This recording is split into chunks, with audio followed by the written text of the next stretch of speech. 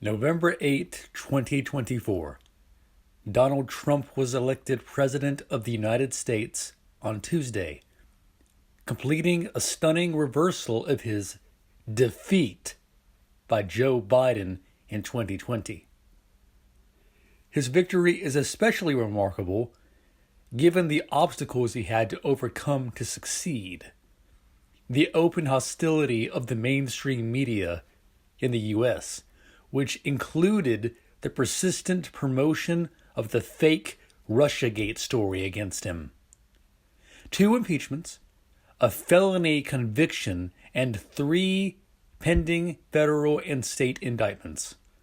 2 assassination attempts, and more than $1 billion of campaign funds to Harris, much of it from European donors. His opponents accused him of misogyny, racism, being an authoritarian fascist, even a new Hitler. His win in 2016 was dismissed by detractors as a historical accident, falsely attributed to Russian interference. Yet, Trump received more than 77 million votes, while his opponent, Democratic Party Vice President Kamala Harris, totaled just above 75 million, making him the first Republican since 2004 to win the popular vote.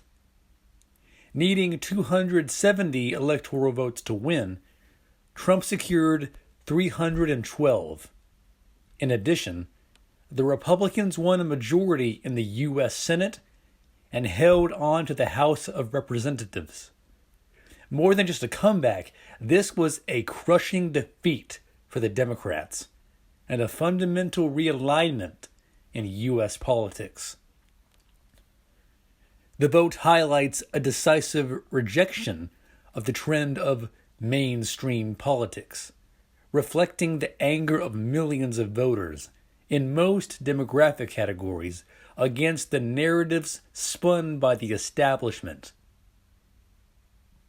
The arrogance of the political class, expressed by the hapless Biden when he referred to Trump supporters as garbage, echoed the contempt expressed by Hillary Clinton in 2016 when she called Trump voters a basket of deplorables.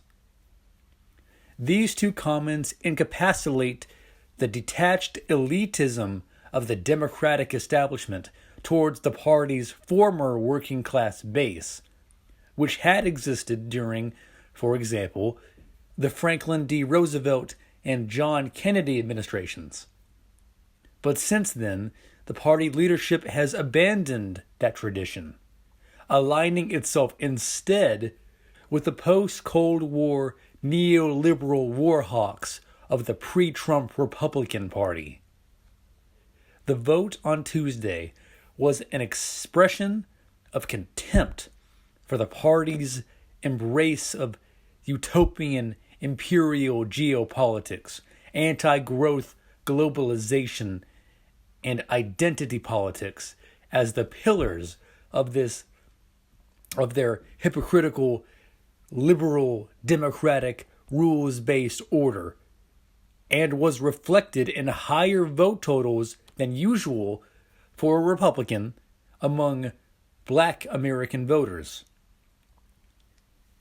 This demographic shift of minority voters to the Republican Party, combined with working class and middle class wage earners voting for Trump, has propelled him into a dominant position in the party, which enabled him to brush aside well-funded challenges from former South Carolina Governor Nikki Haley and Florida Governor Ron DeSantis in the party's early primaries.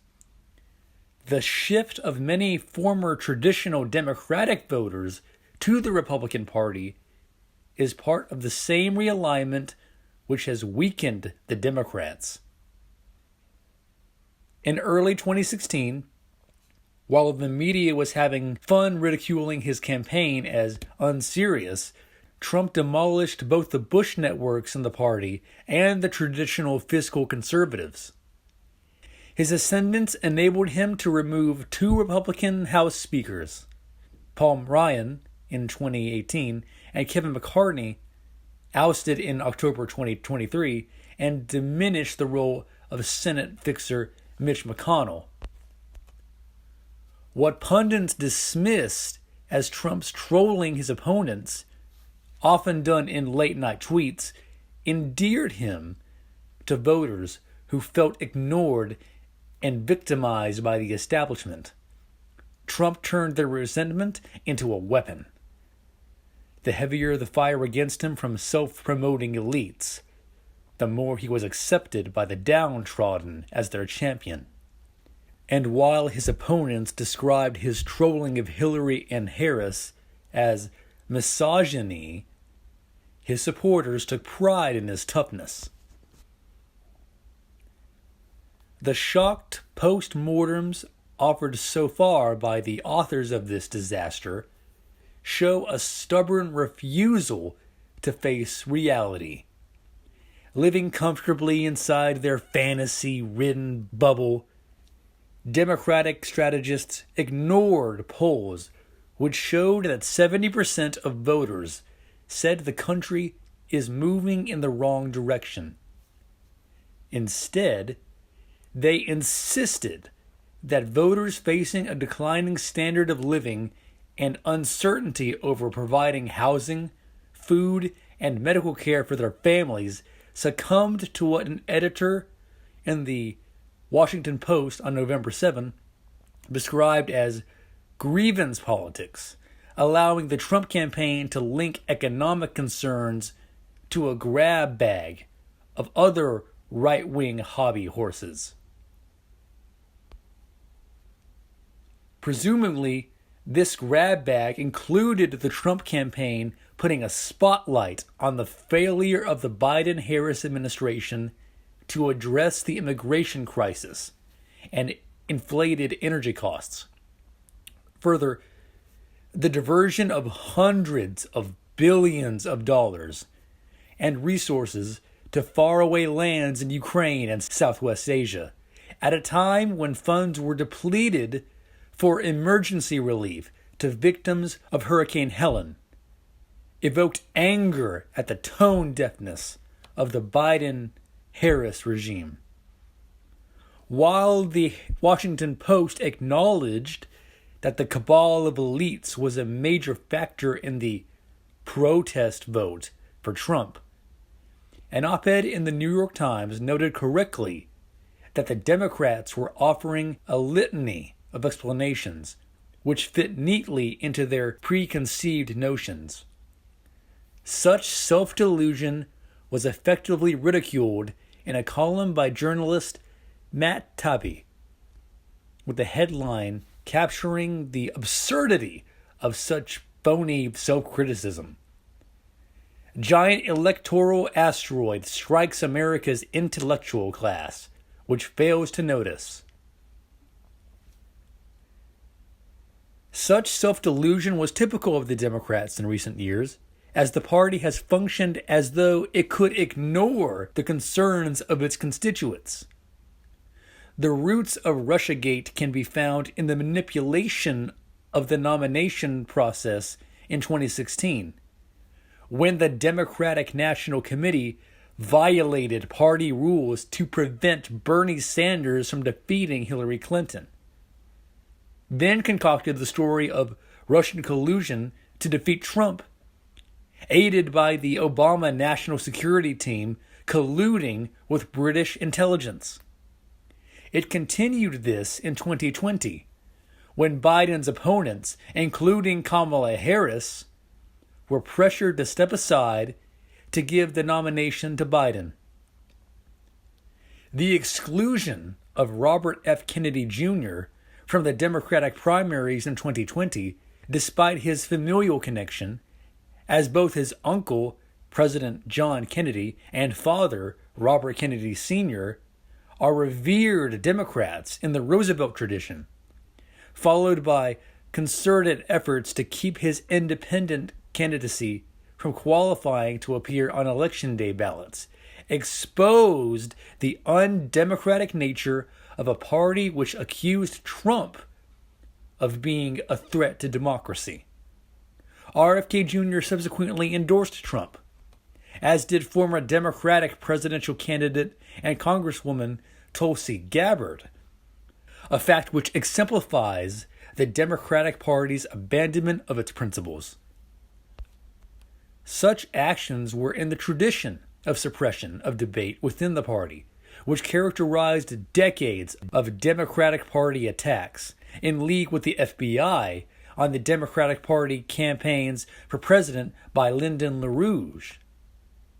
Following Biden's disastrous performance in the July 27 debate with Trump, in which his cognitive impairment became a national scandal, he was forced to step aside in an undemocratic soft coup, handing the nomination to Harris without her receiving one vote. Ironically, she received fewer votes than Biden in 2020, despite incessant media hype about the benefits of her relative youth and her adoption of the politics of joy. Untested in primaries and unwilling to take hardball interviews, she appeared unprepared for the rigors of a campaign, much less running the country. When asked in a friendly interview on The View what she would do differently than Biden if elected, Harris responded hauntingly, "There is not a thing that comes to mind." This revealed that Harris had no plans to change the Biden policy of giving tens of billions in aid to Ukraine and Israel and their conflicts with Russia and Palestine. Harris hinted that under her administration, the U.S. might enter a war with Russia, which could start World War III or even nuclear war. Compare this to Trump, who said that he wanted to end the conflicts as soon as possible through peaceful diplomacy. Harris's repeated defense of the hypocrisy of the collective Biden approach to Israel's genocide was unpopular, especially among younger voters. While asserting, "I will not be silent on Gaza," she repeated the formulation of Secretary of State Antony Blinken that we want a more humanitarian war, while pouring lethal weapons into Israel and vetoing UN Security Council resolutions which called for an immediate ceasefire. This exposed her as a captive of the same military-industrial complex which has launched multiple endless wars since the 9/11 attacks on the U.S. This was reinforced by her highlighting the support for her campaign from war criminals such as Dick Cheney and his anti-Trump daughter Liz. The vote confirms that the American people are prepared to leave behind the post-neoliberal world in which the U.S. is the enforcer of a unipolar order on behalf of Europeans and their corporate cartels.